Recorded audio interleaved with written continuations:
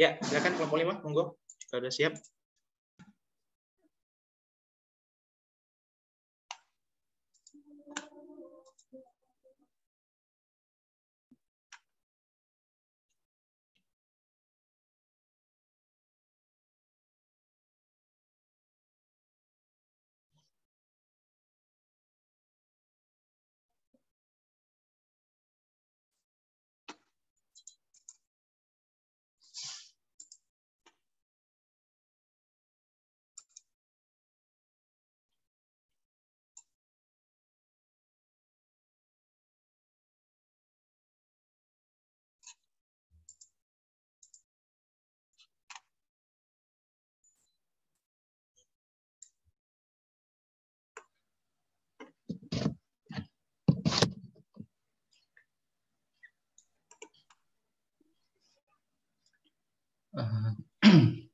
Baik, Assalamualaikum warahmatullahi wabarakatuh. Selamat pagi teman-teman semuanya.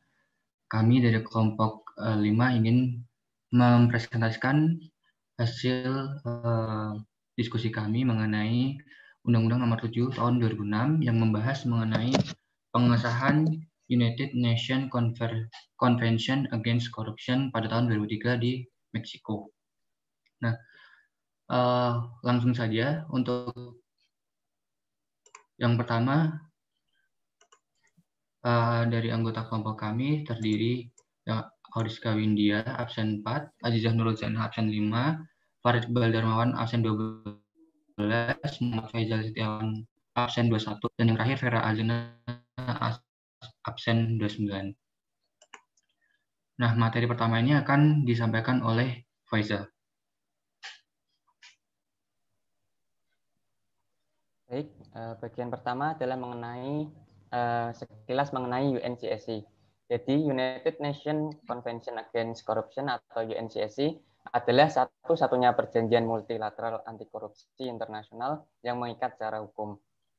Tujuan UNCSC adalah untuk mengurangi berbagai jenis korupsi yang dapat terjadi lintas negara seperti perdagangan dan penyalahgunaan kekuasaan, serta korupsi di sektor swasta seperti penggelapan dan pencucian uang. Lanjut.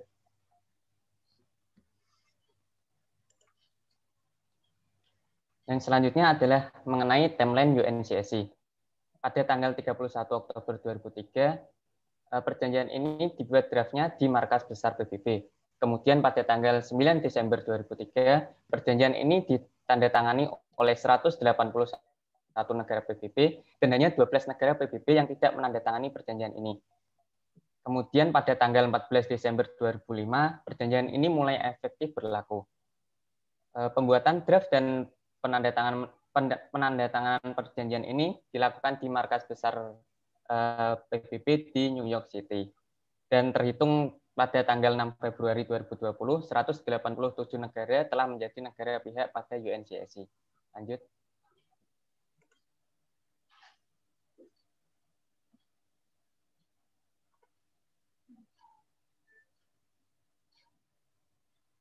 Lanjut lagi, Rit.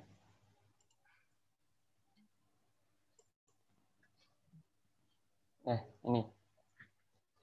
Yang selanjutnya adalah masa sebelum adanya UN. Indonesia itu undang-undang tipikornya masih belum menyentuh korupsi di beberapa sektor dan belum adanya peraturan mengenai pengembalian aset-aset yang dikorup, serta belum ada peraturan yang melarang aktivitas seperti pencucian uang atau money laundering, mencegah korupsi dan saling bekerja sama satu sama lain. Lanjut, Rit. Kemudian langkah yang diambil pemerintah untuk mengatasi korupsi adalah sebagai berikut. Dikarenakan korupsi memerlukan langkah-langkah pencegahan dan pemberantasan pada tingkat nasional maupun tingkat internasional dan harus didukung oleh manajemen pemerintahan yang baik dan kerjasama internasional. Di samping itu juga karena peraturan perundang-undangan yang ada di Indonesia belum memadai, menjadikan pemerintah Republik Indonesia memutuskan untuk ikut menandatangani konvensi PBB anti korupsi. Lanjut.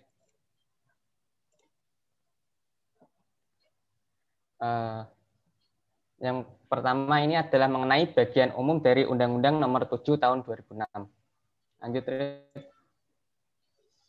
Yang paragraf 1, tindak pidana korupsi merupakan ancaman terhadap prinsip-prinsip demokrasi, yang menjunjung tinggi transparansi, akuntabilitas, dan integritas, serta keamanan dan stabilitas bangsa Indonesia.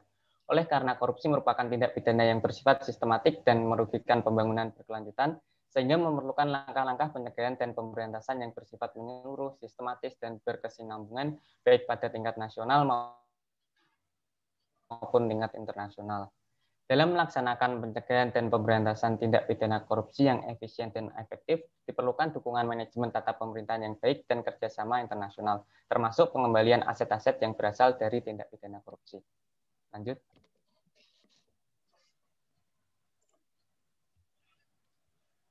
Paragraf 2-nya, selama ini pencegahan dan pemberantasan tindak pidana korupsi di Indonesia sudah dilaksanakan berdasarkan peraturan perundang-undangan khusus yang berlaku sejak tahun 1957 dan telah diubah sebanyak 5 kali. Akan tetapi, peraturan perundang-undangan dimaksud belum memadai, antara lain karena belum adanya kerjasama internasional dalam masalah pengembalian hasil tindak pidana korupsi. Lanjut.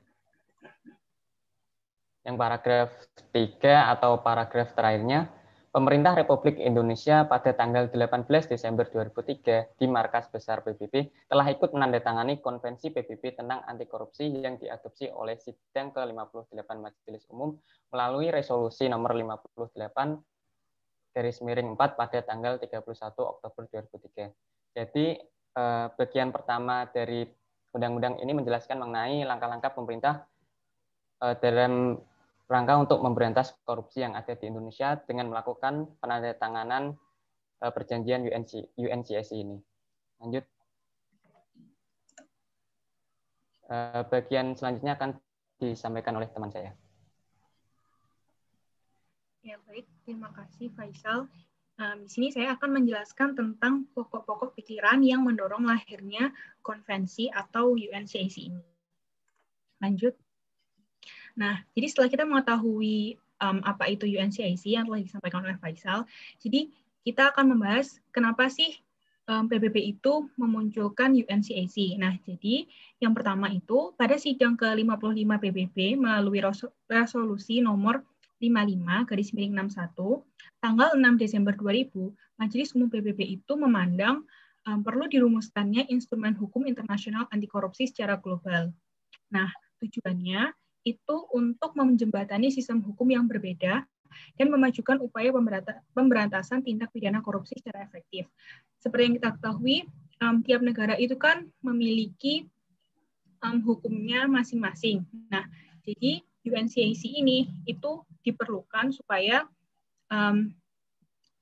bisa kayak mengkomplement hukum tersebut gitu. Nah, sehingga Majelis Umum PBB itu membentuk ad hoc committee atau komite ad hoc untuk merundingkan draft UNCSC ini. Nah, ad hoc committee itu membutuhkan waktu 2 tahun untuk membahas draft UNCSC ini yang sebelum akhirnya disepakati naskah akhir UNCSC. Naskah akhir ini disampaikan dan diterima sidang Majelis Umum PBB. Lanjut.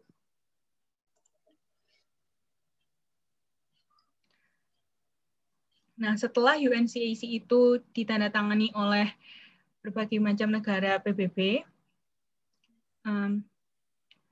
kita lihat kondisi saat ini.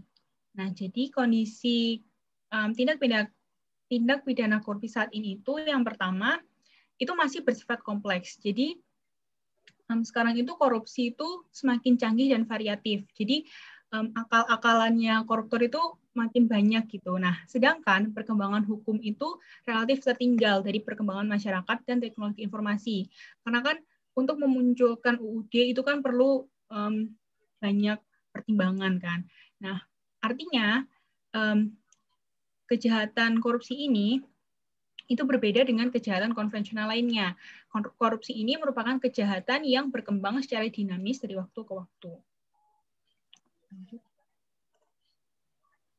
Nah, yang kedua, internasionalisasi kasus tindak pidana korupsi.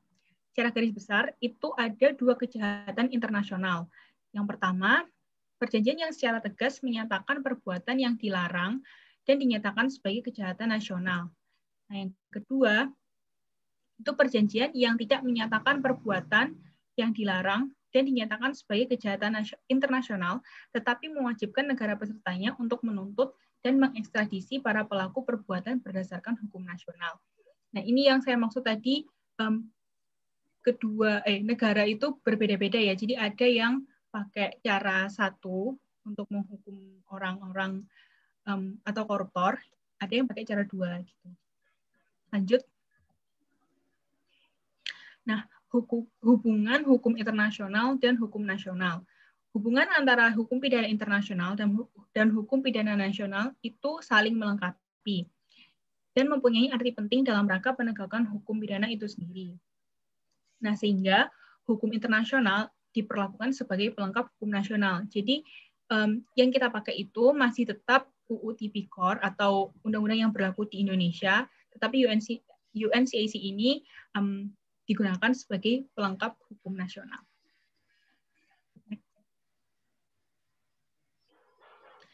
Implementasi UNCAC dalam hukum Indonesia. Nah, berdasarkan UNCAC, korupsi dikategorikan sebagai kejahatan internasional, sehingga prinsip universal dalam hukum pidana berlaku di setiap negara.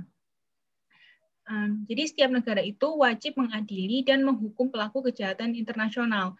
Pengesahan UNCAC ini oleh pemerintah itu didasari pertimbangan yang matang agar isi konvensi tersebut sesuai dengan kondisi dan situasi negara Indonesia saat ini.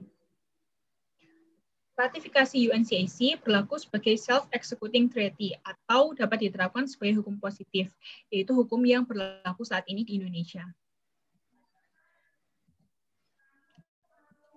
Nah, hal penting yang kita perlu tahu dalam memastikan percepatan pemberantasan korupsi di Indonesia, itu kita pastikan perangkat hukum dan regulasi yang ada saat ini itu sudah sesuai dengan tujuan UNCAC.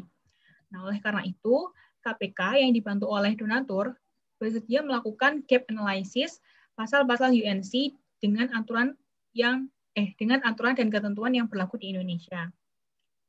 Kajian gap analysis ini dilakukan oleh para ahli hukum Indonesia dan internasional yang berpengalaman dan kompeten di bidangnya. Selanjutnya akan dijelaskan oleh teman saya. Baik, untuk selanjutnya saya akan menjelaskan mengenai arti penting dari Konvensi United Nations UNCAC ini. Nah, arti penting bagi Indonesia itu ada 5. Yang utamanya yaitu meningkatkan citra bangsa Indonesia di kancah politik internasional. Karena kesungguhan bangsa Indonesia dalam memberantas korupsi itu seperti keseriusan bangsa Indonesia dalam perpolitikan di internasional itu sendiri. Nah, untuk penjabaran lebih rincinya itu ada 4, yaitu yang pertama adalah meningkatkan kerjasama internasional terkait tindak pidana korupsi. Nah, kerjasama internasional itu dalam bentuk melacak, membekukan, menyita, dan mengembalikan aset-aset apabila ada tindak pidana korupsi yang ada di luar negeri atau negara-negara yang memang menyetujui United Nations UNCAC ini. Yang kedua adalah meningkatkan kerjasama internasional di bidang hukum.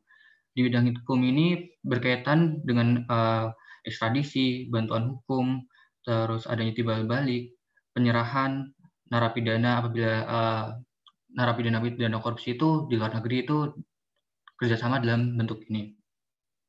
Terus selanjutnya itu adalah kerjasama teknik dan pertukaran informasi dalam pencegahan dan pemberantasan tindak pidana korupsi. Dan yang terakhir adalah harmonisasi peraturan nasional dalam pencegahan dan pemberantasan tindak pidana korupsi, yaitu antara peraturan internasional dan peraturan internasional dan nasionalnya. Nah, UNCAC ini adalah sebagai konsekuensi yuridis dari pengesahan UNCAC oleh Indonesia melalui Undang-Undang Nomor 7 Tahun 2006, yang mana nanti akan dijelaskan lebih rinci oleh teman saya. Nah, dengan adanya UNCAC ini mengelahirkan UU Nomor 7 Tahun 2006 tentang perlunya mengadopsi norma-norma penting dalam hukum positif di Indonesia. Selain mengejar di belakang dan kekurangan UU tindak pidana korupsi saat ini, pengesahan juga menunjukkan komitmen bangsa Indonesia untuk memberantas korupsi. Nah, untuk selanjutnya akan dijelaskan oleh teman saya mengenai isi dari konvensi tersebut. Kemudian pada bagian C yaitu pokok-pokok isi konvensi. Lanjut. Nah, pada pokok-pokok isi konvensi ini terdapat 8 bab dan 71 pasal. Lanjut. Nah, kemudian saya akan menjelaskan bab 1 sampai bab 4. Untuk bab 1 terdiri dari ketentuan umum. Ketentuan umum itu memuat pernyataan tujuan, penggunaan istilah-istilah, ruang lingkup pemberlakuan, dan perlindungan kedaulatan. Kemudian pada bab 2 yaitu tentang tindakan-tindakan pencegahan yang memuat kebijakan dan praktek pencegahan korupsi, badan atau badan-badan pencegahan korupsi, sektor publik, aturan perilaku bagi pejabat publik, pengadaan umum dan pengelolaan keuangan publik, pelaporan publik, tindakan-tindakan yang berhubungan dengan jasa-jasa peradilan dan penuntutan, sektor swasta, partisipasi masyarakat, dan tindakan-tindakan untuk mencegah pencucian uang. Kemudian pada bab 3 terdiri dari kriminalitas dan penegakan hukum yang memuat penyuapan pejabat-pejabat publik nasional, penyuapan pejabat-pejabat publik asing, dan pejabat organisasi internasional publik. Kemudian ada penggelapan, penyalahgunaan atau penyimpangan lain kekayaan oleh pejabat publik, memperdagangkan pengaruh, penyalahgunaan fungsi, memperkaya diri secara tidak sah, penyuapan di sektor swasta, penggelapan kekayaan di sektor swasta, pencucian hasil-hasil kejahatan, penyembunyian, penghalangan jalannya proses pengadilan, tanggung jawab badan-badan hukum, keikutsertaan dan percobaan, pengetahuan, maksud dan tujuan sebagai unsur kejahatan, aturan pembatasan, penuntutan dan pengadilan, dan sanksi-sanksi, pembekuan, penyitaan dan perampasan, perlindungan para saksi, ahli dan korban, perlindungan bagi orang-orang yang melaporkan, akibat-akibat tindakan korupsi, kompensasi atas kerugian, badan-badan berwenang khusus, kerjasama dengan badan-badan penegak hukum, kerjasama antar badan-badan berwenang nasional, kerjasama antar badan-badan berwenang nasional dan sektor swasta, kemudian terdapat kerahasiaan bank, catatan kejahatan, dan yang terakhir yurisdiksi. Kemudian pada bab 4, yaitu kerjasama internasional yang memuat ekstradisi, transfer narapidana, bantuan hukum timbal balik, transfer proses pidana, kerjasama penegakan hukum, penyidikan bersama, dan teknik-teknik penyidikan khusus. Kemudian bab 5 sampai bab 8 akan dijelaskan oleh rekan saya. Selanjutnya untuk bab 5 tentang pengembalian aset. Bab ini memuat ketentuan-ketentuan yang pertama, pencegahan dan deteksi transfer hasil-hasil kejahatan. Di dalam pasal ini, lembaga keuangan tertuang dalam pasal 52 yang berisi ketentuan bahwa lembaga keuangan diwajibkan untuk meneliti identitas nasabah dengan dana yang bernilai besar yang disimpan dalam rekening. Tujuannya adalah untuk mendeteksi transaksi-transaksi yang mencurigakan. Ketentuan kedua yaitu tentang tindakan-tindakan untuk pengembalian langsung atas kekayaan yang tertuang pada pasal 43. Berdasarkan pasal ini, negara pihak wajib untuk mengizinkan negara pihak lain melakukan tindakan perdata di pengadilannya dan membayar kompensasi atas kerugian kepada pihak atas kejahatan menurut konvensi ini. Ketentuan ketiga tentang mekanisme untuk pengembalian kekayaan melalui kerjasama internasional dan perampasan yang tertuang pada pasal 54. Di sini negara pihak wajib untuk memberikan bantuan hukum timbal balik yang menyangkut tentang kekayaan yang diperoleh dari atau yang terlibat dalam pelaksanaan kejahatan menurut konvensi ini dan mengambil tindakan yang perlu dilakukan untuk mengizinkan pejabat yang berwenang melaksanakan perintah perampasan yang dikeluarkan oleh negara pihak lain. Ketentuan keempat tentang kerjasama internasional untuk tujuan perampasan yang tertuang pada pasal 55. Di sini negara pihak yang telah menerima permintaan dari negara pihak lain untuk merampas hasil kekayaan, hasil kejahatan, alat atau sarana lain yang ada di wilayahnya negara pihak lain, wajib untuk menyampaikan permintaan itu kepada pejabat berwenangnya dengan tujuan untuk memperoleh perintah perampasan dan menindaklanjuti tindakan perampasan tersebut. Ketentuan kelima tentang kerjasama khusus yang tertuang pada pasal 56, di sini negara pihak wajib untuk berupaya mengambil tindakan-tindakan untuk meneruskan informasi mengenai hasil kejahatan menurut konvensi ini kepada negara pihak lain, tanpa mengurangi penyidikan, penuntutan, atau proses pengadilannya sendiri. Yang keenam, pengembalian dan penyerahan aset yang tertuang pada pasal 57.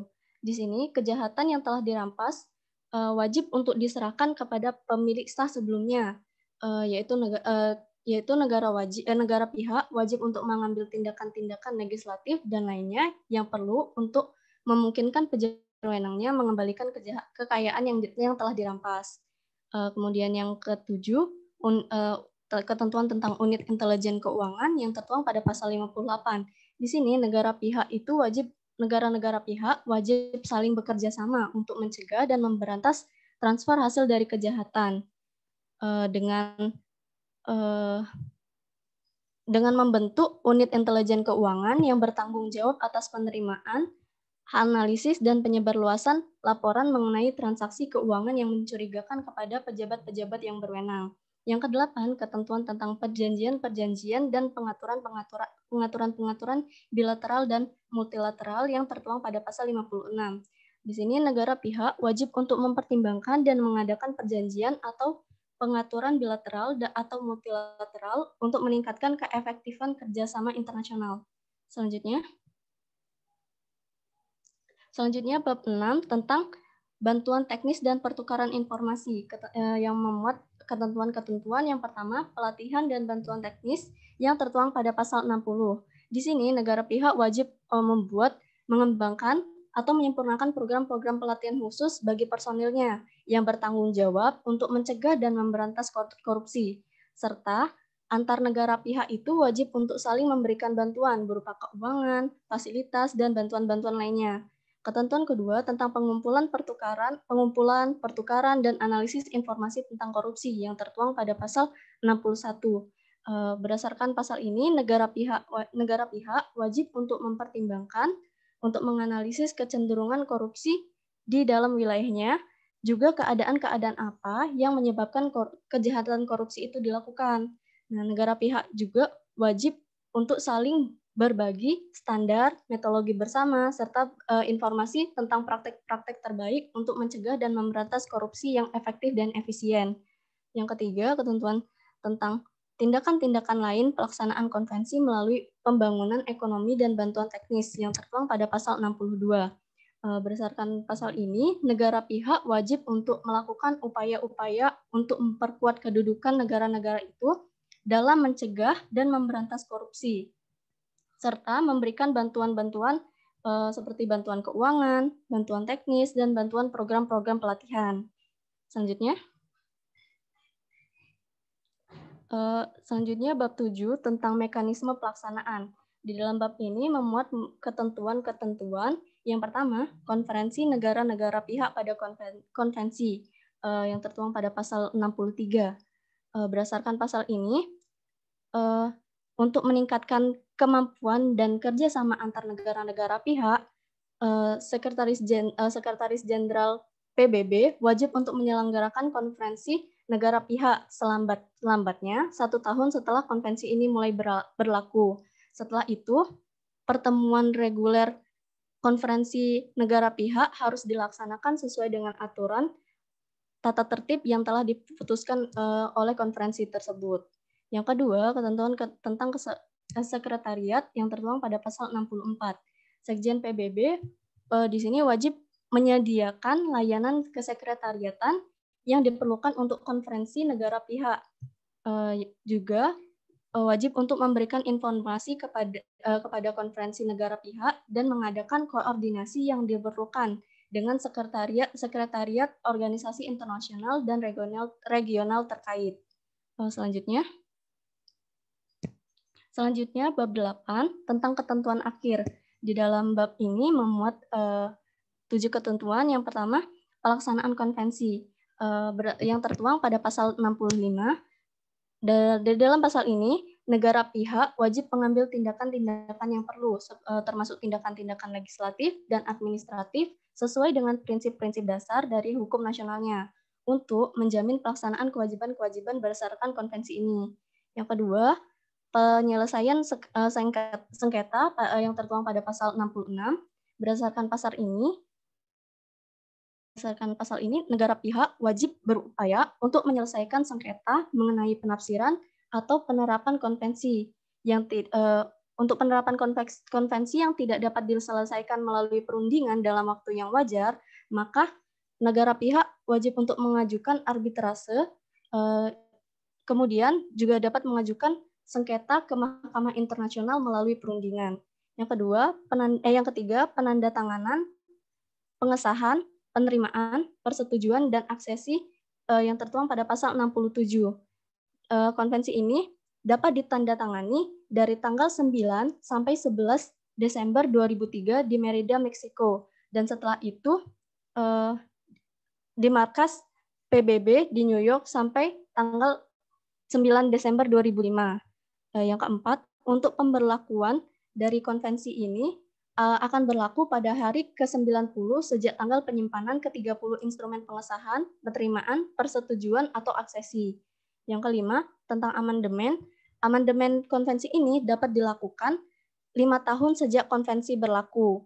Yang keenam, penarikan diri. Jadi negara-negara pihak dapat mengajukan penarikan diri melalui surat pemberitahuan tertulis kepada Sekjen PBB, di mana yang akan berlaku 1 tahun setelah pemberitahuan itu diterima. Yang ketujuh, penyimpanan dan bahasa-bahasa. Pada pasal 71, Sekjen PBB bertugas untuk menyimpan konvensi ini yang ditulis dalam bahasa Arab, Cina, Inggris, Perancis, Rusia, dan Spanyol. Selanjutnya, di sini sesuai dengan ketentuan konvensi, Indonesia juga menyatakan reservation atau persyaratan terhadap pasal 66 ayat 2, yaitu konvensi yang mengatur upaya penyelesaian sengketa seandainya terjadi mengenai penafsiran dan pelaksanaan konvensi melalui Mahkamah Internasional. Sikap ini diambil antara lain atas pertimbangan bahwa Indonesia tidak mengakui jurisdiksi yang mengikat secara klematis atau compulsory jurisdiction dari Mahkamah Internasional. Persyaratan tersebut bersifat prosedural sesuai dengan ketentuan internasional yang berlaku. Selanjutnya, materi selanjutnya akan dijelaskan oleh rekan saya.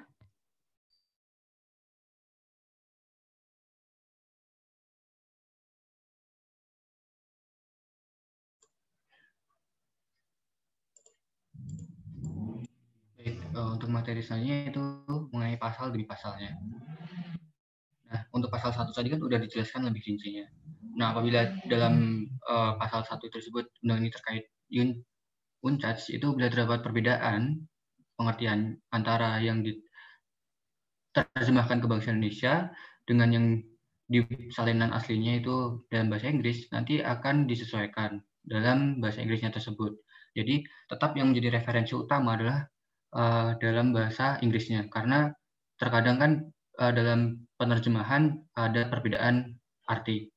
Nah, untuk yang pasal 2 tadi sudah jelas, cukup jelas. Nah, selanjutnya itu mengenai kesimpulan dari UNCAS serta UU nomor 7 tahun 2006 tersebut.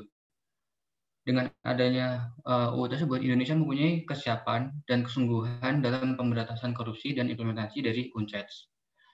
Maka Indonesia terpilih sebagai salah satu negara yang dijadikan pilot project dalam implementasinya. Selain itu, Indonesia juga meminta review kepada negara-negara yang telah menyetujui adanya UNCAS. Salah satu keduanya adalah Belanda dan Jordania. Kesimpulan yang kedua adalah Indonesia masih berusaha sebaik mungkin untuk menghadapi dan mengkolerasikan antara hukum pidana nasional dengan aturan konvensi yang telah diratifikasi atau disahkan pada UU tersebut. Terakhir adalah terima kasih. Bila ada pertanyaan, mungkin dari teman-teman semuanya bisa diajukan. Oke, baik teman-teman. Terima kasih untuk kelompok 5 ya. Untuk kelompok 5 kita kasih tepuk 3 kali. Ya, silakan pertanyaan ya tentang ratifikasi UNCAC ya. Ada yang ingin bertanya teman-teman? Pertanyaannya boleh via chat atau langsung ya.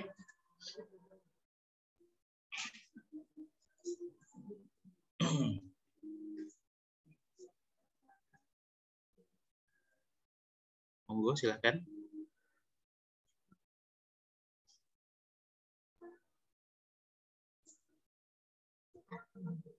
Slide-nya mungkin bisa ke depan ya Kak ya.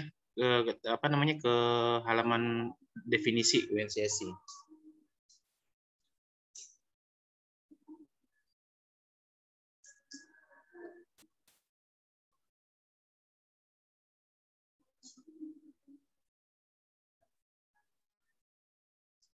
Ya, ini ya. Kata kelompok 5, UNCAC adalah satu-satunya perjanjian multilateral anti korupsi internasional yang mengikat secara hukum.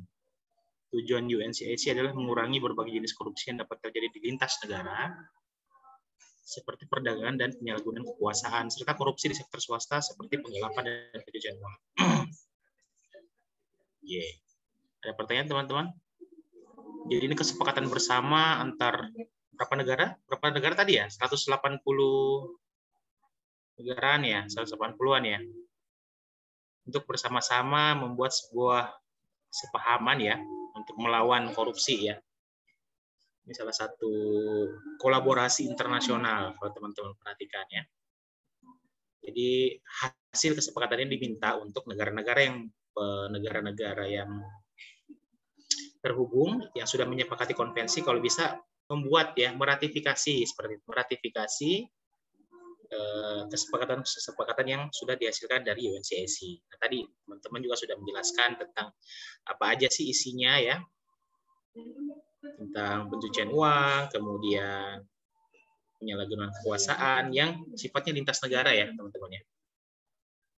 Dengan adanya UNCAC ini berarti kita bisa nih melakukan upaya-upaya pemberantasan korupsi jika ada koruptor ya, misalnya lari ke negara mana gitu. Seperti itu. Tunggu teman-teman.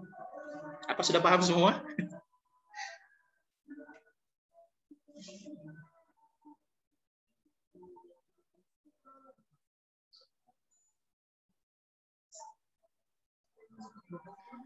Mohon maaf Pak Mangga dan teman-teman, sebenarnya saya ingin nanya. Ya silakan. Tadi kan disebutkan kalau ada beberapa negara yang nggak menyetujui UNCAC ini. Nah itu tuh termasuk Singapura itu nggak sih? Soalnya kayak yang sering saya dengar itu banyak koruptor yang ujung-ujungnya lari ke Singapura karena di sana tuh nggak bisa ditangkap gitu Pak. Iya begitu Pak. Oke, pertanyaannya berarti apakah Singapura termasuk negara-negara yang tidak ada ya dalam 180 negara itu ya, yang belum menyepakati atau meratifikasi UNCAC ini. Padahal yang menarik adalah Singapura itu termasuk salah satu negara yang, kalau teman-teman lihat kemarin ya, IPK ya, Indeks Persepsi Korupsi, Singapura itu ada di urutan keberapa itu? Dia di urutan kelima besar loh itu ya.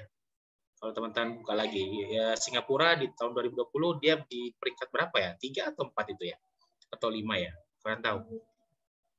Mengapa yang terjadi, yang beberapa kali terjadi ini, kenapa kok koruptor-koruptor yang lari ke Singapura susah ya untuk di exposure ya. Salah satu faktor penyebab korupsi ya, upaya-upaya exposure, upaya-upaya pengungkapan itu kenapa kok susah sekali ya di Singapura gitu. Jadi kayak seperti ada jumping ya antara kenyataan. Singapura itu paling tinggi ya anunya. Nilai IPK-nya tinggi ya, nilai IPK-nya tinggi, kemudian tapi kok begitu pas ada koruptor kita dari sana kok susah sekali ditangkap ya. Oke, sudah dipahami pertanyaannya, teman-teman kelompok 5?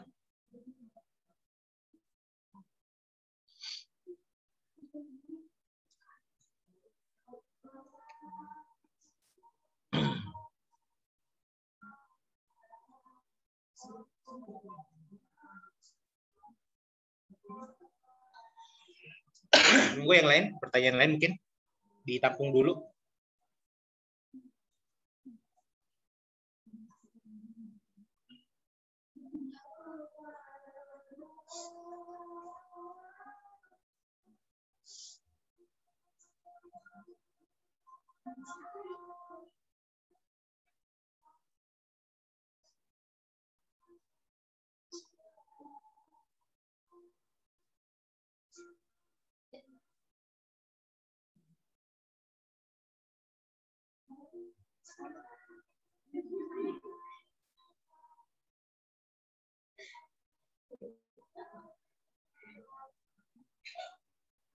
Ada lagi teman-teman pertanyaannya? Aprilia, mau dijawab dulu boleh, silakan.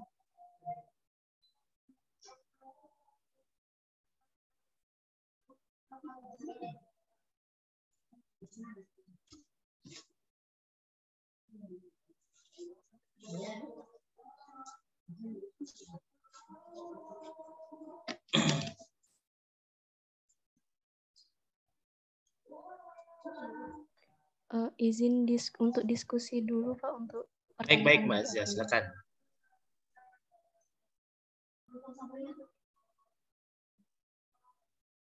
Silakan yang lain teman-teman. Boleh di chat juga boleh ya.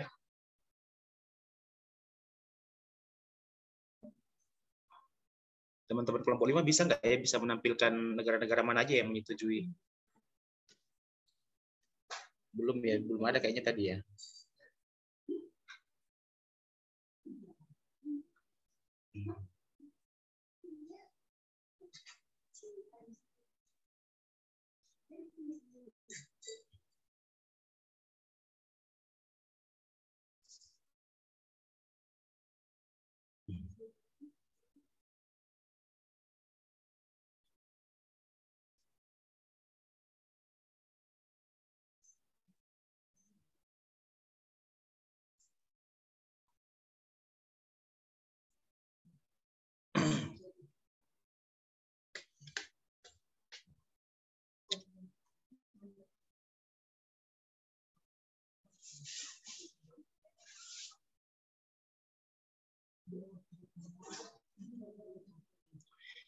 Oke, sambil menunggu jawaban dari kelompok 5, mungkin teman-teman boleh cari ya, cari referensi di Google mungkin kira-kira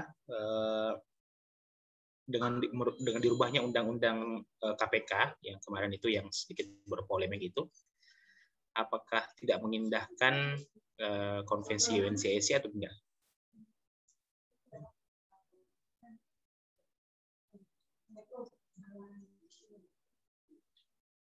Teman-teman boleh cari di Google mungkin, boleh jawabannya ditaruh di chat.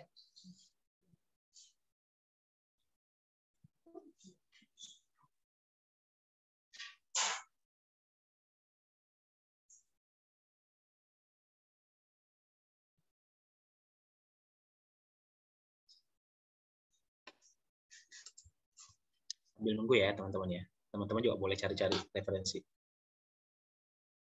Dengan adanya perubahan undang-undang KPK yang baru ini, apakah sejalan ya dengan tujuan adanya konvensi UNCAC? Sebagai panduannya teman-teman boleh lihat di pasal 36 ya. Pasal 36 tentang yang tadi ini ya. Di sini ada nggak teman-teman kelompok 5 ada nggak pasal 36? Jelasin.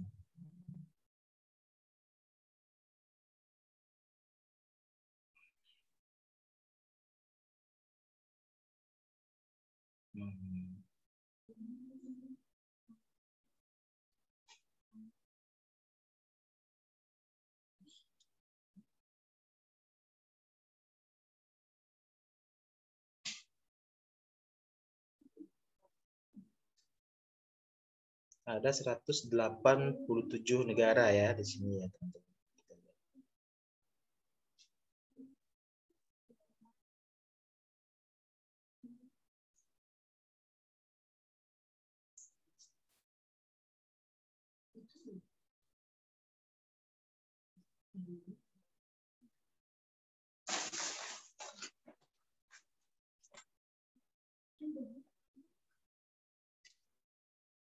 Ini punya ya? Oh, iya.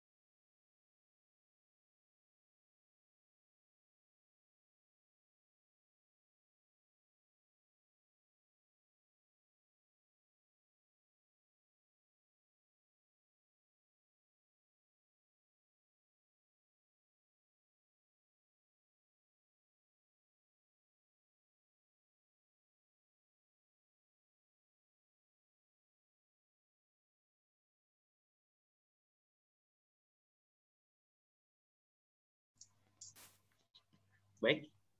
Izin menjawab pertanyaan dari Aprilia, Pak. Oke, baik. Mas Reza, silakan.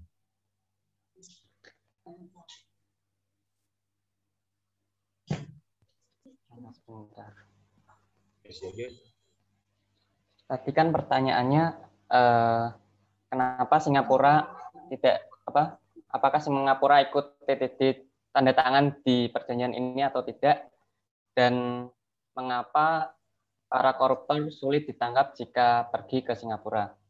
Jadi saya akan menjelaskan yang pertama dulu. Jadi ada 12 negara yang tidak mengikuti perjanjian ini, dan Singapura termasuk yang mengikuti perjanjian ini. Nah, 12 negara yang tidak tanda tangan adalah Andorra, Barbados, Eritrea, Monaco, Korea Utara, Saint Kitts dan Nevis, Saint Vincent dan Grenadines, San Marino, Somalia, Suriname, Syria, dan Tonga. Kemudian untuk pertanyaan yang selanjutnya, kenapa para koruptor jika pergi ke Singapura itu sulit ditangkap? Itu alasannya karena antara Indonesia dengan Singapura itu tidak memiliki perjanjian ekstradisi. Namun pakar dari hukum internasional dari UI, Hadi Rahmat, menyatakan bahwa sebenarnya Indonesia dan Singapura itu memiliki perjanjian ekstradisi pada tahun 2007. Tapi pada saat tersebut DPR tidak setuju karena keberatan dikarenakan perjanjian ekstradisi itu satu paket dengan keinginan Singapura untuk menggunakan wilayah Republik Indonesia sebagai tempat latihan militer. Perlu diketahui juga bahwa perjanjian ekstradisi adalah proses di mana seorang tersangka yang ditahan di negara lain yang kemudian diserahkan kepada negara asal tersangka untuk sidang sesuai perjanjian yang bersangkutan. Mungkin itu jawaban dari kelompok kami. Bagaimana, Aprilia? Apakah bisa diterima? Alhamdulillah, makasih ya, Zal. Makasih kelompok 5. Sama-sama. Berarti memang belum ada kesepakatan perjanjian ekstradisi ya, Mas Faisal ya? Iya, Pak. Meskipun sudah Singapura juga sudah ikut meratifikasi, mengesahkan UNCSC. Iya, memang betul kata Mas Faisal ya sama kelompok 5 bahwa memang belum ada perjanjian ekstradisi, belum ada kesepakatan gitu seperti itu. Oke, terima kasih Mas Faisal.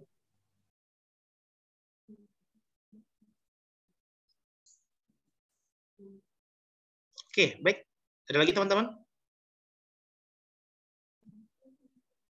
Kalau tidak ada gantian ya, coba teman-teman buka ya UNCSC, kemudian hubungkan dengan pertanyaan saya tadi ya. Kenapa menurut teman-teman dengan diubahnya Undang-Undang KPK yang baru ini, apakah itu menciderai atau apa ya? Atau apakah hasil ratifikasi konvensi UNCSC ini? Silakan.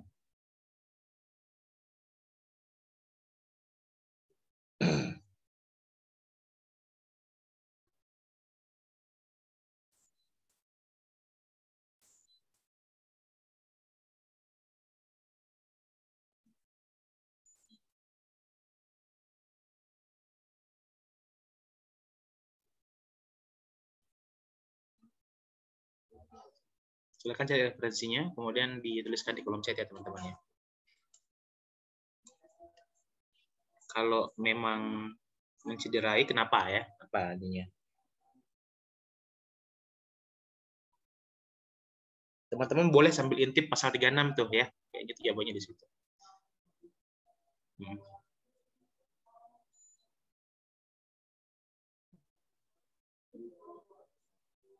Oke, Mbak Salsabila nih yang menjawab duluan ya.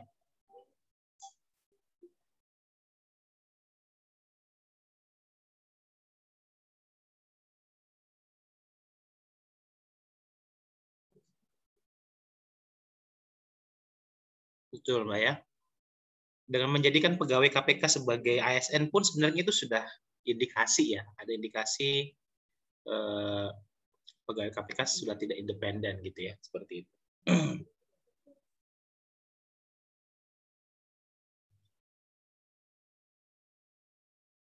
Oke, berarti ya kalau nggak sejalan ya, karena di sini yang namanya lembaga anti korupsi itu, sebagaimana yang dipesankan oleh UNCSI itu harus independen ya, harus kuat ya, harus super body ya. Oke, teman-teman yang lain boleh menjawab.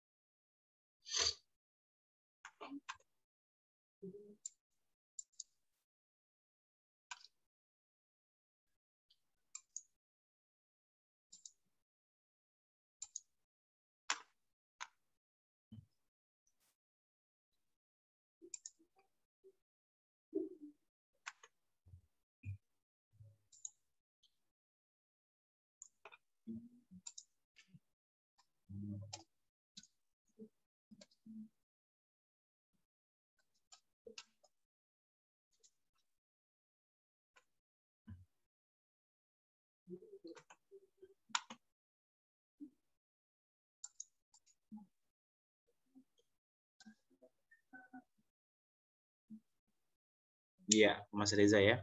Perubahan undang-undang terkait KPK tidak sejalan dengan UNCSI karena membuat KPK bukan lagi menjadi lembaga independen. Ya.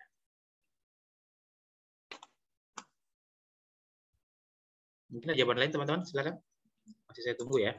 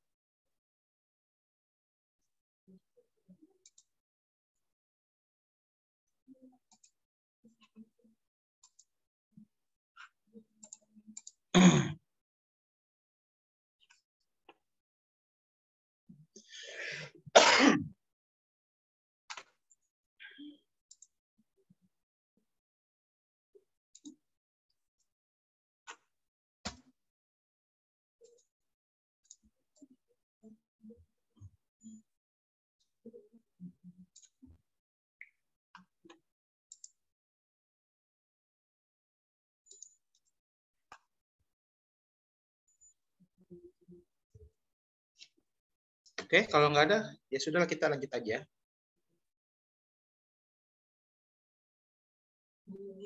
Nah, terima kasih kelompok 5. Cukup teman-teman ya, nggak ada pertanyaan lagi ya. Kalau tidak ada, boleh thumbs up-nya. Action thumbs up-nya.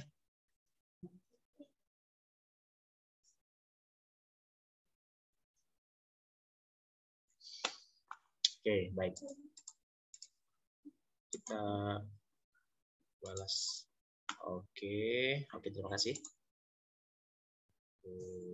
Sama tadi ya.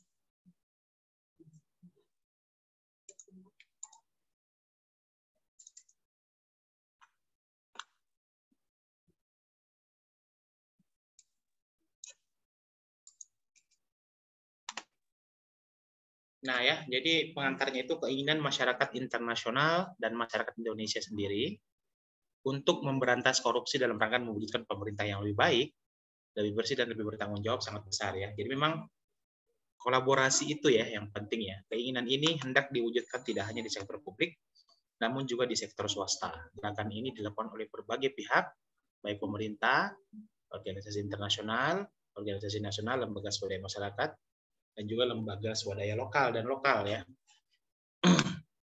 Jadi gerakan itu dimasifkan ya, gerakannya dimasifkan, kemudian nanti kita akan sedikit mengenal ya beberapa gerakan-gerakan itu ya. Nah, gerakan organisasi internasional ya. Ada 4 ya, ada organisasi internasional yang mengupayakan ya bagaimana supaya agar ada kesepahaman bersama ya untuk melawan korupsi. Pertama itu Perserikatan Bangsa-Bangsa. UNCAC itu Perserikatan Bangsa-Bangsa ya. Cuman sebelum UNCAC ada namanya Resolusi 54/128 ya, tanggal 17 Desember 99, namanya Action Against Corruption ya. Majelis Umum PBB menegaskan perlunya ya dalam Resolusi 54/128 ini, pertama adanya pengembangan strategi global melawan korupsi. Jadi memang ada rekomendasi-rekomendasi yang dihasilkan. Kemudian resolusi ini mengundang negara-negara anggota PBB untuk melakukan review terhadap seluruh kebijakan serta peraturan perundang-undangannya untuk mencegah dan melakukan kontrol terhadap korupsi. Ya. Kemudian pendekatan multidisiplin ya, dengan memberikan penekanan pada aspek dan dampak buruk dari korupsi dalam berbagai level atau tingkat. Kemudian mengembangkan cara atau praktek pencegahan, memberikan contoh-contoh pencegahan korupsi yang efektif di berbagai negara. Kemudian merekomendasi baik pemerintah, aparat penegak hukum, parlemen, sektor privat, masyarakat sivil untuk ikut serta dalam memberantas korupsi. Jadi memang harapan-harapan untuk PERMA ya, peran serta masyarakat itu memang harus ada ya. Gitu. Kemudian ada juga World Bank ya, ternyata World Bank juga mengupayakan andilnya untuk ikut membuat regulasi-regulasi terkait pencegahan korupsi seperti itu. Apa aja? Tingkat korupsi menjadi salah satu pertimbangan atau prakondisi dari Bank Dunia memberikan pinjaman untuk negara-negara berkembang. Jadi salah satu indikator ya IMF ini memberikan pinjaman itu dengan mempertimbangkan tingkat korupsi di salah satu negara. World Bank Institute mengembangkan Anti-Corruption Core Program yang bertujuan untuk menanamkan awareness mengenai korupsi dan pelibatan masyarakat sipil untuk pemberantasan korupsi, termasuk menyediakan sarana bagi negara-negara berkembang untuk mengembangkan rencana aksi nasional untuk memberantas korupsi. Nah, pendekatan untuk melaksanakan program anti korupsi dibedakan menjadi 2 ya. Pertama, pendekatan dari bawah, bottom up, dan pendekatan dari atas, top down ya. Dasarnya teman-teman, untuk bottom up approach ya ada 5 asumsi. Pertama, semakin meluasnya pemahaman atau pandangan mengenai permasalahan yang ada, semakin mudah untuk meningkatkan awareness untuk memberantas korupsi. Selanjutnya, adanya network atau jaringan yang baik akan lebih membantu pemerintah dan masyarakat sipil. Untuk itu perlu dikembangkan rasa saling percaya serta memberdayakan modal sosial dari masyarakat. Perlu penyedia data mengenai efisiensi dan efektivitas pelayanan pemerintah melalui corruption diagnostic. Dengan penyediaan data dan pengetahuan yang luas mengenai problem korupsi, reformasi administrasi polisi dapat disusun secara lebih baik. Kemudian adanya pelatihan khusus. Pelatihan ini dapat diambil dari toolbox yang disediakan oleh World Bank yang diharapkan dapat membantu mempercepat pemberantasan korupsi. Bahan-bahan yang ada dipilih sendiri dan harus menyesuaikan dengan kondisi masing-masing negara. Terakhir, adanya rencana aksi pendahuluan yang dipilih atau dikonstruksi sendiri oleh negara peserta. Diharapkan akan memiliki trickle down effect, dalam arti masyarakat mengetahui pentingnya pemberantasan korupsi. Kemudian yang up down approach ya, pendekatan dari atas atau top down dilakukan dengan melaksanakan reformasi di segala bidang, baik hukum, politik, ekonomi, maupun administrasi pemerintahan. Corruption is a symptom of weak state and weak institution, sehingga harus ditangani dengan cara melakukan reformasi di segala bidang. Jadi ini kalau kita lihat ya, top down ini langsung ya agak sedikit keras juga ya, langsung dirubah gitu ya. Kalau yang pendekatannya lebih soft karena dari peran serta masyarakat ya, seperti itu. Ada juga namanya Organization for Economic Cooperation and Development ya. Ini juga organisasi internal juga yang berupaya ya melakukan regulasi-regulasi untuk pemberantasan korupsi ya. Nah, setelah ditemuinya kegagalan dalam kesepakatan pada Konvensi Perserikatan Bangsa-Bangsa pada sekitar 1970-an, OECD didukung oleh PBB mengambil langkah baru untuk memerangi korupsi di tingkat internasional. Sebuah badan pekerja atau working group on bribery in international business transaction didirikan pada tahun 1989. Pada awalnya kegiatan-kegiatan dilakukan OECD hanya melakukan perbandingan atau mereview konsep hukum dan aturan di berbagai negara dalam berbagai bidang, tidak hanya hukum pidana tapi juga masalah perdata, keuangan, dan perdagangan serta hukum administrasi. Barulah pada tahun 1997, Convention on Bribery of Foreign Public Official in International Business Transaction disetujui. Tujuan dikeluarkannya instrumen ini adalah untuk mencegah dan memberantas tindak pidana suap, nah ini suap ya, dalam transaksi bisnis internasional. Konvensi ini menghimbau negara-negara untuk mengembangkan aturan hukum, termasuk hukum pidana bagi para pelaku serta kerjasama internasional ini, serta internasional untuk mencegah tindak pidana suap dalam bidang ini ya. Ini lebih fokus kepada suap dan organisasi swasta ya, teman-teman ya. Nah, ada juga European Nation ya, masyarakat Uni Eropa ya. Tahun 97, The Council of Europe Program Against Corruption menerima kesepakatan politik untuk memberantas korupsi dengan menjadikan isu korupsi sebagai agenda prioritas. Pemberantasan dilakukan dengan pendekatan serta pengertian bahwa karena korupsi mempunyai banyak wajah dan merupakan masalah yang kompleks dan rumit, maka ia harus dilakukan dengan pendekatan multidisiplin. Monitoringnya efektif, dilakukan dengan kesungguhan dan komprehensif, serta diperlukan adanya fleksibilitas dalam penegakan hukum ya. Ini mungkin jadi cikal bakal kenapa masyarakat Eropa itu negara-negaranya masuk dalam skor-skor IPK-nya tinggi ya teman-teman ya.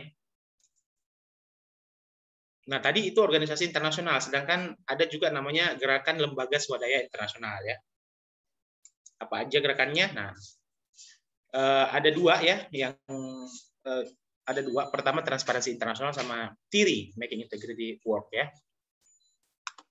Kemarin kita sudah bahas, kita sudah jalan-jalan juga ke lamannya Transparansi Internasional ya. Nah, ini Transparansi Internasional adalah sebuah organisasi internasional non-pemerintah yang memantau dan mempublikasikan hasil-hasil penelitian mengenai korupsi yang dilakukan oleh korporasi dan korupsi politik di tingkat internasional. Ya. Nah, kemarin kita sudah jalan-jalan ke lamannya, sudah memantau hasil dari penelitiannya.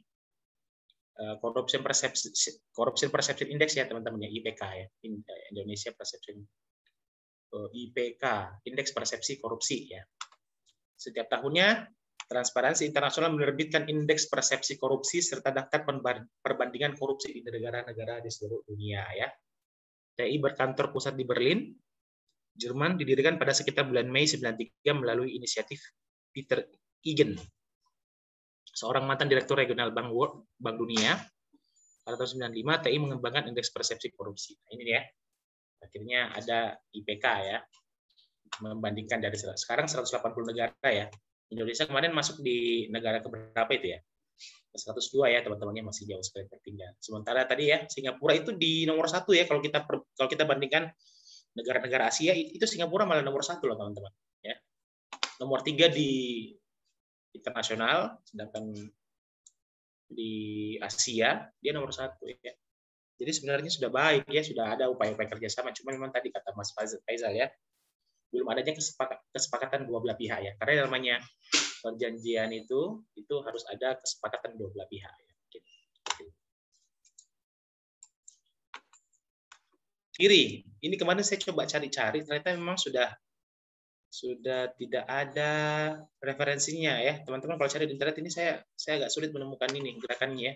Tapi di situ dibahas bahwasanya lembaga ini didirikan dengan keyakinan bahwa dengan pengembangan integritas, kesempatan besar untuk perbaikan dalam pembangunan berkelanjutan dan merata di seluruh dunia akan tercapai. Misi dari lembaga ini adalah memberikan kontribusi terhadap pembangunan yang adil dan berkelanjutan dengan mendukung pengembangan integritas di seluruh dunia. Ya. Fokusnya internalisasi integritas ini ya. Salah satu program yang dilakukan lembaga ini di Indonesia pada waktu lalu adalah dengan membuat jejaring dengan universitas untuk mengembangkan kurikulum pendidikan integritas dan atau pendidikan anti korupsi di perguruan tinggi. Jaringan ini di Indonesia disingkat dengan nama IIEN ya. Kemarin saya coba berkunjung ke webnya, ternyata sudah enggak ini ya, sudah expire ya webnya ya. yang kepanjangannya adalah Indonesian Integrity Education Network. Lembaga ini berkeyakinan bahwa dengan mengembangkan kurikulum pendidikan integritas atau pendidikan korupsi, mahasiswa dapat mengetahui bahaya laten korupsi dan bersama-sama memberantas korupsi di masa depan bangsa. Nah, seperti itu. Jadi yang paling kelihatan itu ya, Transparansi Internasional yang sampai sekarang melakukan upaya-upaya itu ya, IPK ya, terus ya mengupdate IPK gitu ya. Seperti itu. Nah, ini instrumen internasional pencegahan korupsi ya. Tadi ada organisasi internasional, kemudian NGO internasional, kemudian instrumen internasional pencegahan korupsi ya. Nah, salah satunya adalah UNCAC ya, teman-teman ya. Salah satu instrumen internasional yang sangat penting dalam rangka pencegahan dan pemberantasan korupsi adalah UNCAC, United Nations Convention Against Corruption ya, yang telah ditandatangani oleh 140 negara dan diratifikasi oleh 183 negara. Penandatanganan pertama kali dilakukan di konvensi internasional yang diselenggarakan di Merida, Yucatan, Meksiko pada tanggal 31 Oktober 2003. Seperti yang dijelaskan tadi sama kelompok 5, konvensi internasional ini adalah satu-satunya instrumen hukum tingkat internasional dengan cakupan universal untuk memerangi korupsi. Konvensi ini menetapkan kerangka hukum global untuk memerangi korupsi melalui langkah-langkah pencegahan, tindakan penegakan hukum, dan pemulihan aset. Berikut hal-hal atau materi penting yang diatur dalam konvensi. Ya, pertama masalah pencegahan, kriminalisasi, ya, kerjasama internasional, ya, kemudian pengembalian aset hasil korupsi. Untuk masalah pencegahan sendiri, beberapa hal yang harus diperhatikan di sini adalah pembentukan badan anti korupsi. Indonesia sudah pasti ya, sudah ada KPK ya. Peningkatan transparansi dalam pembiayaan kampanye untuk pemilu dan partai politik, promosi terhadap efisiensi dan transparansi pelayanan publik, rekrutmen atau penerimaan pelayanan publik dilakukan berdasarkan prestasi, adanya kode etik yang ditujukan bagi pelayan publik, dan mereka harus tunduk pada kode etik tersebut, transparansi dan akuntabilitas keuangan publik, penerapan tindakan indisipliner dan pidana bagi pegawai negeri yang korup, dibuatnya persyaratan-persyaratan khusus terutama pada sektor publik yang sangat rawan seperti badan peradilan dan sektor pengadaan publik, promosi dan pemberlakuan standar pelayanan publik. Untuk pencegahan korupsi yang efektif perlu adanya upaya dan keikutsertaan dari seluruh komponen masyarakat ya. Peran serta masyarakat lagi-lagi ya. Seruan kepada negara-negara untuk secara aktif mempromosikan keterlibatan organisasi non-pemerintah yang berbasis masyarakat serta unsur-unsur lain dari civil society. Kemudian peningkatan kesadaran masyarakat terhadap korupsi termasuk dampak buruk korupsi serta hal-hal yang dapat dilakukan oleh masyarakat yang mengetahui telah terjadi tindak pidana korupsi. Nah, arti penting ratifikasi Konvensi Anti Korupsi bagi Indonesia. Nah, ini ya, ratifikasi United Nations Convention Against Corruption 2003 dengan Undang-Undang Nomor 7 Tahun 2006. Nomor 32 Tahun 2006 ya. Kewajiban pemerintah Indonesia untuk melaksanakan isi konvensi internasional dan melaporkan perkembangan pencegahan dan pemberantasan korupsi di Indonesia. Ratifikasi Konvensi Anti Korupsi merupakan petunjuk yang merupakan komitmen nasional ya untuk meningkatkan citra bangsa Indonesia dalam percaturan politik internasional. Penjelasan Undang-Undang Nomor 7 Tahun 2006 ditujukan arti penting dari ratifikasi konvensi tersebut yaitu untuk meningkatkan kerjasama internasional khususnya dalam melacak, membekukan, menyita, dan mengembalikan aset-aset hasil tindakan pidana korupsi yang ditempatkan di luar negeri. Ya, ini akan sangat memudahkan Indonesia ketika misalnya ada aset-aset yang dibawa lari ya, hasil korupsinya di luar negeri. Gitu. Meningkatkan kerjasama internasional dalam mewujudkan tata pemerintahan yang baik, meningkatkan kerjasama internasional dalam pelaksanaan perjanjian ekstradisi, bantuan hukum timbal balik, itu sudah dijelaskan juga ya sama teman-teman kelompok 5 ya, penyerahan narapidana, pengalihan proses pidana, dan kerjasama penegakan hukum. Mendorong terjalinnya kerjasama teknis dan pertukaran informasi dalam pencegahan dan pemberantasan tindak pidana korupsi di bawah payung kerjasama pembangunan ekonomi dan bantuan teknis pada lingkup bilateral, regional, dan multilateral. Kemudian serta perlunya harmonisasi peraturan perundang-undangan nasional dalam pencegahan dan pemberantasan korupsi. Biar makin kuat ya. Tadi sudah dijelaskan kondisi perundang-undangan Indonesia sebelum ratifikasi ya. Nah, ini kita sudah bahas kemarin teman-temannya, teman-teman juga sudah kerjakan ya. Jadi lembaga-lembaga pemberantasan, lembaga-lembaga anti rasuah ya yang ada di beberapa negara ya, ada ICIC, CPIB, kemudian ada Malaysia ya. Di sini juga ada Filipina, di Indonesia sendiri ada KPK ya. Lanjut aja.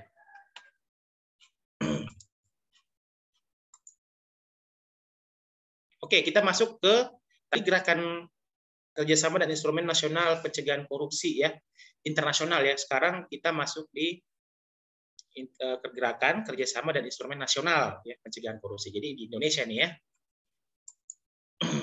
ada 3 ya, di sektor publik atau pemerintah, kemudian sektor swasta, kemudian gerakan dan kerjasama masyarakat.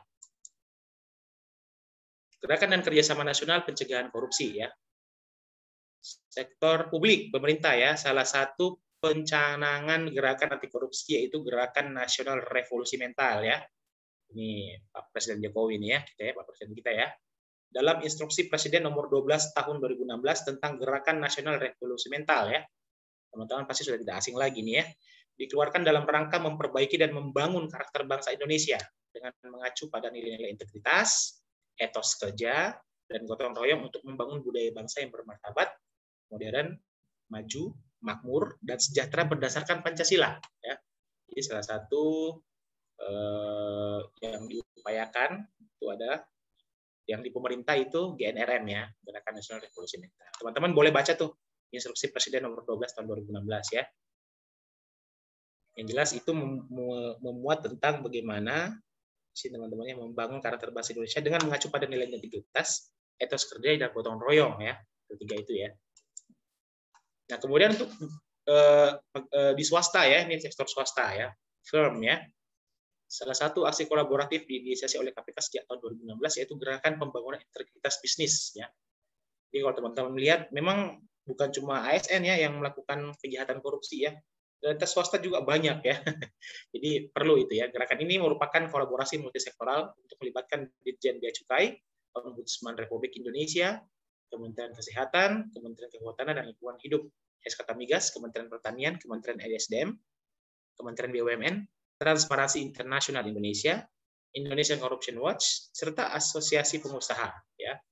Program yang diusung adalah Profesional Integritas, apa yang disebut dengan PROFIT, ya, yang bertujuan mengajak para pemangku kepentingan, yaitu pelaku bisnis, instansi pemerintah, aparat penegak hukum, dan perwakilan masyarakat untuk bersinergi melakukan integritas di kalangan pengusaha. Nah, ini sektor swasta ya teman-teman ya. PROFIT memberikan pedoman program pembangunan bisnis berintegritas dengan cara pertama membangun agenda anti korupsi ya, membangun kebijakan anti korupsi, komit membangun aksi kolaborasi beratas korupsi bagi pelaku bisnis, regulator dan penegak hukum.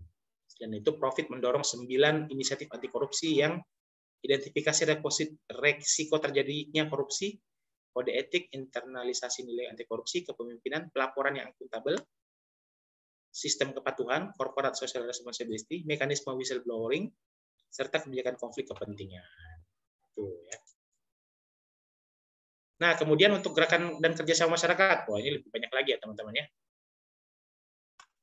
Pertama, lembaga pendidikan dan pusat studi anti korupsi ya. Ini pasti di ini ya, di dunia pendidikan ya, kampus ya, atau di sekolah-sekolah. Kemudian lembaga swadaya masyarakat serta komunitas-komunitas anti korupsi ya. Teman-teman nanti kalau habis ini teman-teman mau jadi penyuluh atau membuat komunitas dan gerakan anti korupsi masyarakat, itu lebih bagus lagi ya. Memperkuat gerakan anti korupsi, pencegahan dan pemberantasan korupsi di Indonesia. Seperti itu. Untuk lembaga pendidikan dan studi anti korupsi ya. Peran lembaga pendidikan dalam pencegahan korupsi adalah membangun tata kelola sekolah atau kampus yang bersih, transparan dan akuntabel. Dan pada saat yang sama membangun karakter anak didik yang berintegritas ya. Itu makanya kenapa harus ada insersi anti korupsi ya teman-teman ya ke lembaga-lembaga pendidikan ya. Pusat studi anti korupsi. Nah, kemudian juga ada pusat studi anti korupsi ya. Di perguruan tinggi juga berkembang ya. Pada Anti Korupsi Summit 2016 diidentifikasi sudah ada 28 pusat studi anti korupsi yang dimiliki perguruan tinggi di Indonesia. Meskipun kondisinya beragam dari yang berkembang hingga masih kurang diberikan tempat ya. Seperti Seperti itu. Jadi sudah ada 28 pusat studi. Itu 2016, mungkin nggak tahu sekarang ya. Apakah di STAN juga ada pusat studi anti korupsi? Saya juga kurang tahu juga ya. Di UGM ya, yang dimotori oleh Bapak Rimawan ya, yang kemarin teman-teman lihat videonya. Oh, belum sempat ya, sempat videonya ya. Di UGM ya, misalnya ada di pusat contohnya itu di poin 3 teman-teman ya, ada di Pukat UGM ya, pusat anti korupsi UGM, kemudian Pasak Undrika, kemudian Pusaka Unisma ya, ada semua ya. Mereka punya lembaga, semacam lembaga gitu ya, semacam pusat kajian studi ya, seperti itu. Kerjanya apa? Kerjanya adalah melakukan kajian, menyediakan data, melakukan riset dan memberikan rekomendasi kepada pihak-pihak yang berkepentingan dalam penindakan maupun pencegahan korupsi ya, dan bahkan menjadi think tank bagi para pemangku kepentingan ya. Jadi memang dia sebagai watchdog, kemudian pemberi apa namanya rekomendasi kebijakan seperti itu ya. Kalau teman-teman kemarin lihat ada di apa namanya di dampak korupsi kita ya, tentang biaya sosial korupsi kan itu ada ya, ada tabelnya ya. Berapa total kerugian negara, kemudian berapa yang dikembalikan, berapa penuntutannya. Itu juga dari riset dari Pukat UGM ya.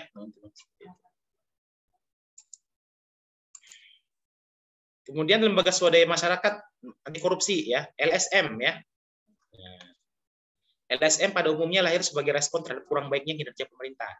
Sebelum era reformasi, banyak LSM harus berhadapan dengan pemerintah karena tidak berjalannya proses demokrasi. Dalam perkembangannya, saat ini LSM bahkan justru dipandang sebagai mitra pemerintah dalam upaya menangani suatu isu tertentu. Di Indonesia, LSM anti korupsi tumbuh cukup pesat ya.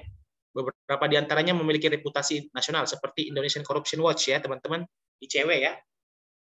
Follow Instagramnya ya, banyak informasi menarik di sana ya terkait dengan korupsi. Ini ICW juga cukup santer ya, mengadvokasi, kemudian mengcounter isu tentang korupsi ya. Sangat ini apa namanya, sangat vokal sekali ya. ICW itu berkantor di KPK teman-teman ya, di gedung Merah Putih ya. Ini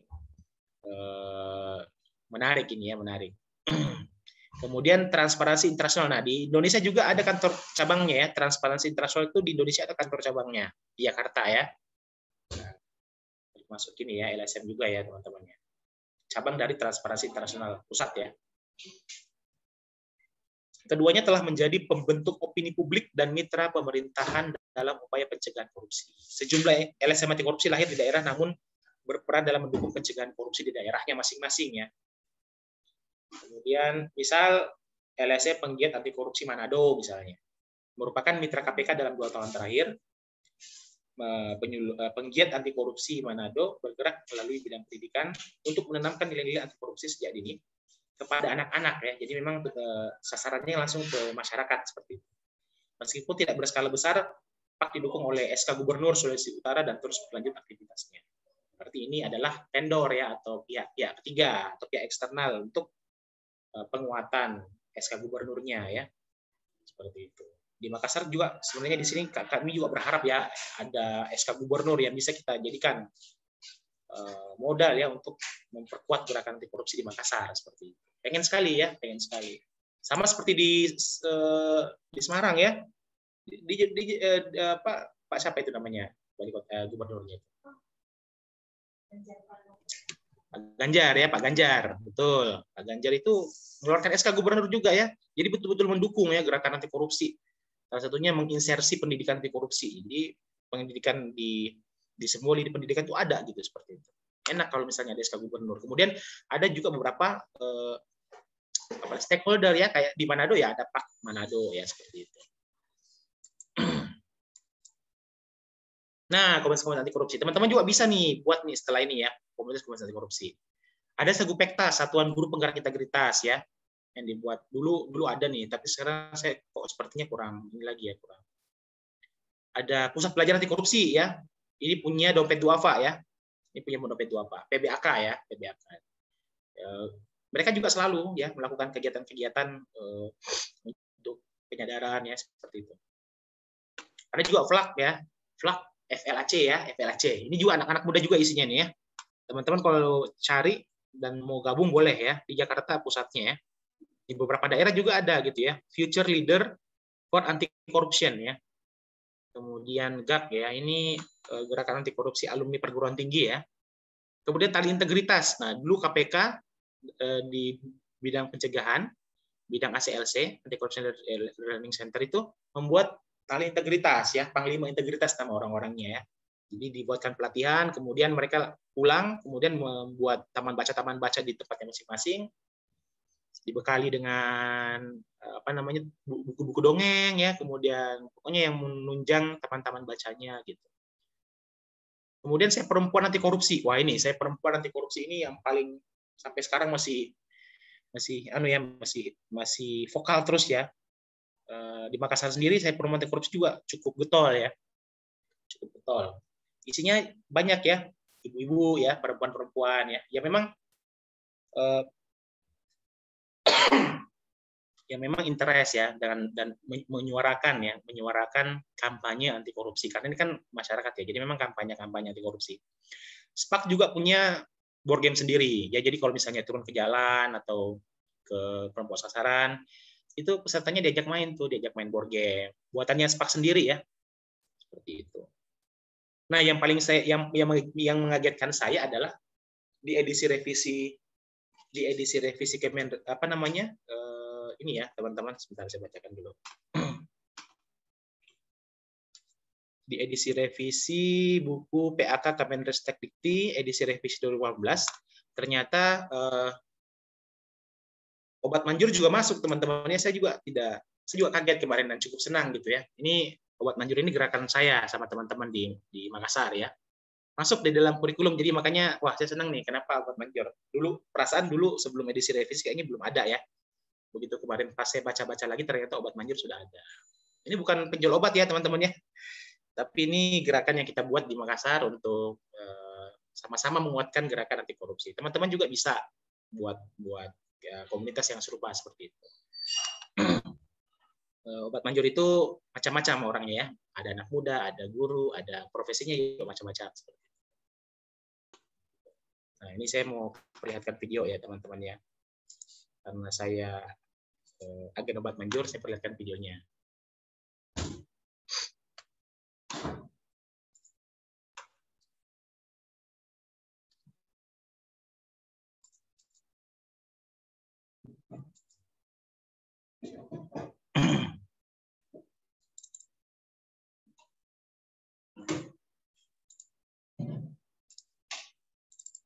Nah, ini contoh gerakannya ya teman-teman, semoga teman-teman bisa terinspirasi juga ya.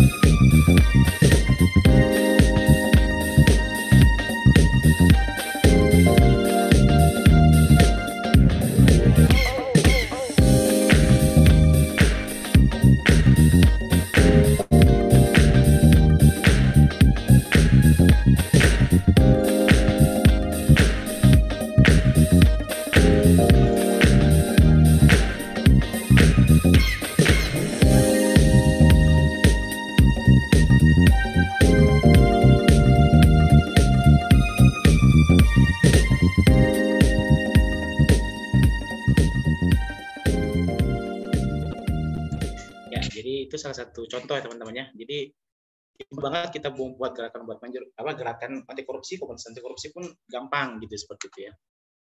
Yang dibutuhkan adalah kesadaran ya untuk menyuarakan ya teman-teman seperti itu. Oke, kemudian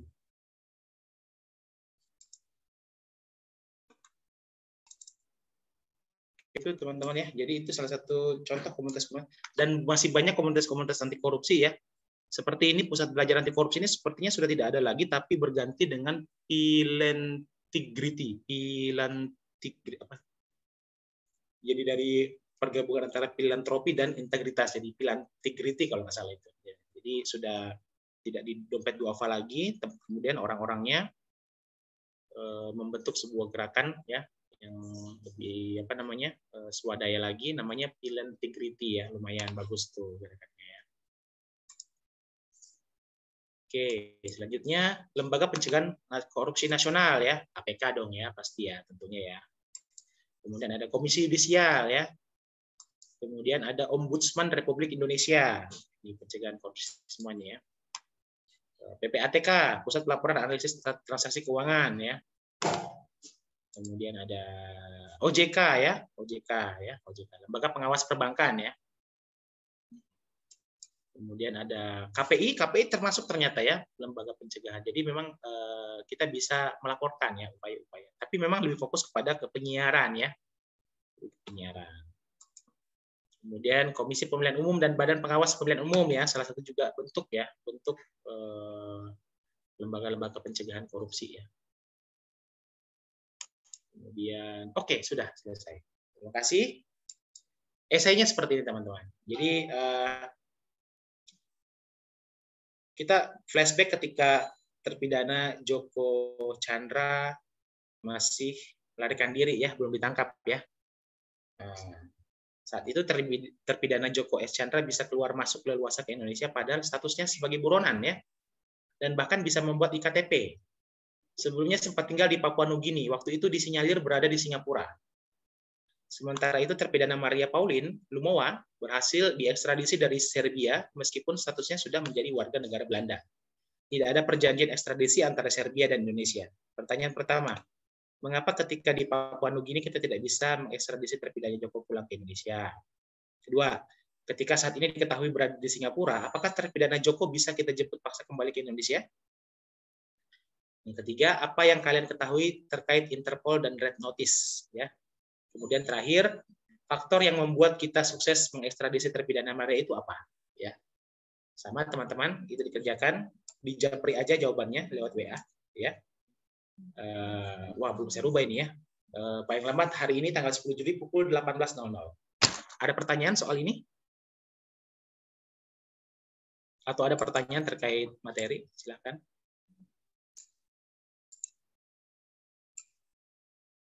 Jadi kalau bisa teman-teman waktu yang disediakan, teman-teman silakan ini aja ya, gunakan untuk menyelesaikan esainya ya. Tapi kalau misalnya ada ini, saya beri waktu sampai pukul 18.00 ya, teman-teman. Sudah disimpan ininya?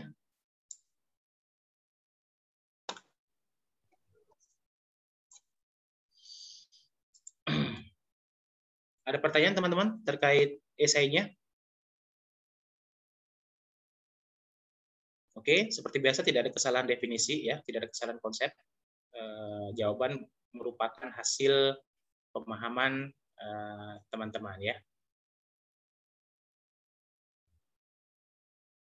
Kalau tidak ada pertanyaan, kita boleh kita WhatsApp-nya biar kita akhiri saja. Selamat melanjutkan aktivitas. Oke, terima kasih. Terima kasih.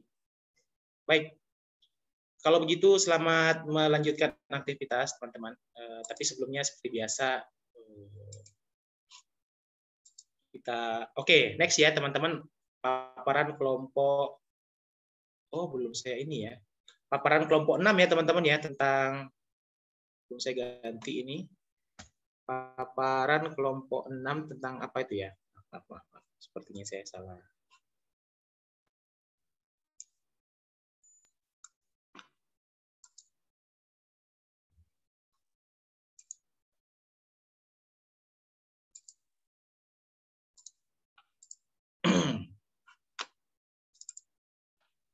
Paparan kelompok terakhir ya. Kelompok terakhir terkait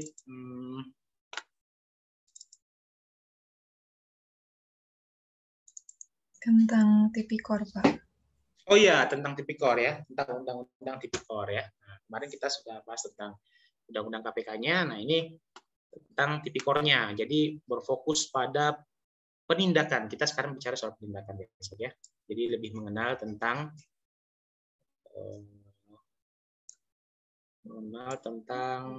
tindak pidana korupsi ya. Bagaimana penindakan yang dilakukan oleh KPK ya.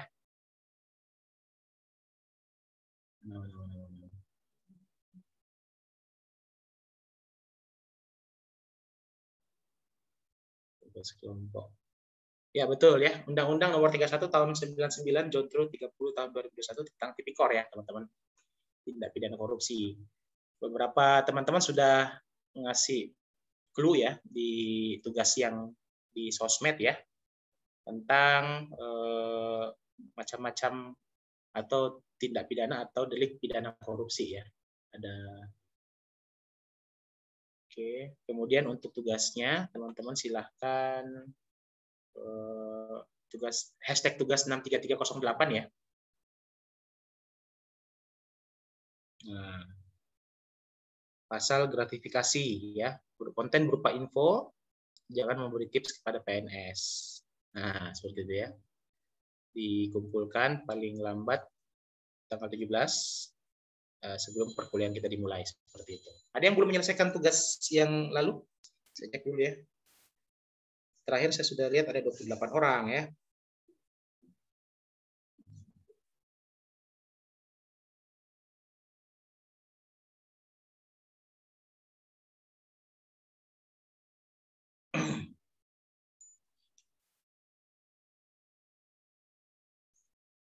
Ya, kurang 1 orang kayaknya yang belum.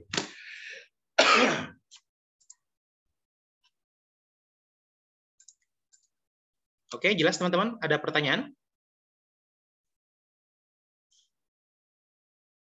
Kalau begitu, mari kita akhiri dengan berdoa bersama. Semoga apa yang kita dapatkan hari ini bisa bermanfaat buat diri kita, buat orang-orang di sekitar kita, dan untuk bekal kita ke depan ya teman-teman, ini calon ASN. Saya berharap nanti jadi calon ASN, berani sendiri, nggak apa-apa. Gitu. Berani untuk menolak ya, berani untuk misalnya atasannya nyuruh nggak benar, berani menolak seperti itu ya. Itu harapan kami sebenarnya ya. Teman-teman tidak takut ya. Teman-teman coba deh sekali aja gituin orang gitu ya. Maksudnya memperlihatkan sikap itu ya. Nanti mungkin ya nggak bakal diajak lagi, misalnya diajakin hal-hal yang nggak baik gitu kan. Diajakin korupsi misalnya, ditolak gitu ya. Mungkin atasannya setelah itu mungkin nggak akan ngajak lagi, tapi mungkin banyak resiko-resikonya, mungkin nggak bakal dikasih penugasan atau bagaimana. Tapi nggak apa-apa, bersabar aja ya. Kita harus berani menjadi orang-orang sendiri ya, walaupun kita benar gitu.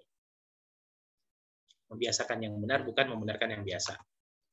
Oke teman-teman, mari kita berdoa. Menurut agama yang percaya kita masing-masing, berdoa dimulai.